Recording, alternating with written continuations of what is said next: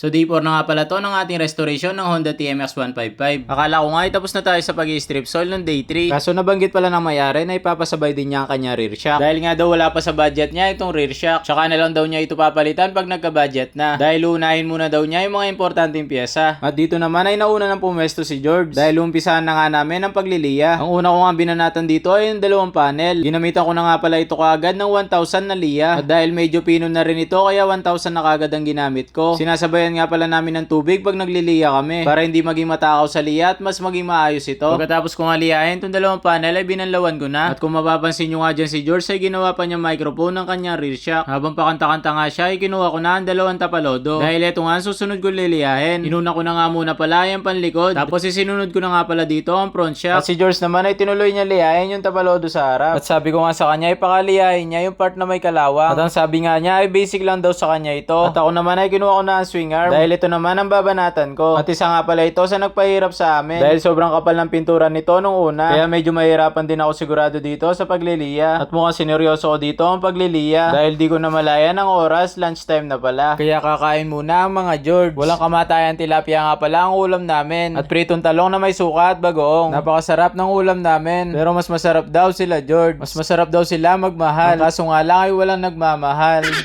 At after nga namin kumain ay binanatan na namin na itong isang hub. Ginamitan muna nga namin siya ng steel metal cleaning brush para mapulido din ang bawat sulok. Pero pagkatapos niya ay liliyahin pa rin natin ulit yan. At ito nga pala yung isang cover. Natapos ko ng liyahan at napulido. At ito nga pala yung mga ibang pyesa. Halos naliya na nga din pala natin lahat. Pero pupuliduhin pa rin natin yan bago natin pinturahan. At tulad nga nung sinabi ko nung day 3, na panigurado ay pagliliya lang ang gagawin natin sa day 4. Kaya nga naman pagkatapos natin magliya ay nag-rest muna tayo. At kung hindi nyo nga pala maitatanong ay magaling din magmasahe itong si George. Isa nga pala yan sa talent niya maliban sa pagkain. Marami nga palang talent yan kung hindi nyo naitatanong. At dito nga hindi ko alam na ibang George na pala ang nangihilot sa akin. Kaya pala imbis na mabawasan yung lamig ko ay nadagdagan pa yata. Kaya nga pala nagtatawanan ng mga George dahil doon. At lalo pa nga lumakas yung tawa nila dahil nga sinilsil yung likod ko. Ginamitan ba naman ako ng tirens at martilyo. Iaalan nga daw nila yung kaliwang balikat ko. At dito ay parang ibang oil na yata ang ginagamit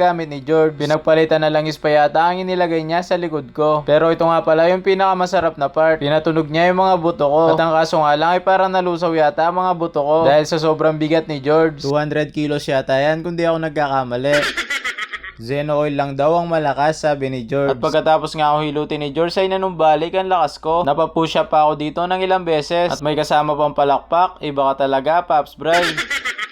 At dito na nga nagtatapos ang ating day 4. Tulad nga nung sinabi ko nung day 3 ay panigurado pagliliya lang ang magagawa natin ngayon day 4. At hindi nga lang pagliliya ay na-relax pa nga tayo dahil kay George. At maraming salamat nga pala sa lahat na sumusubaybay. Kita-kits tayo sa day 5.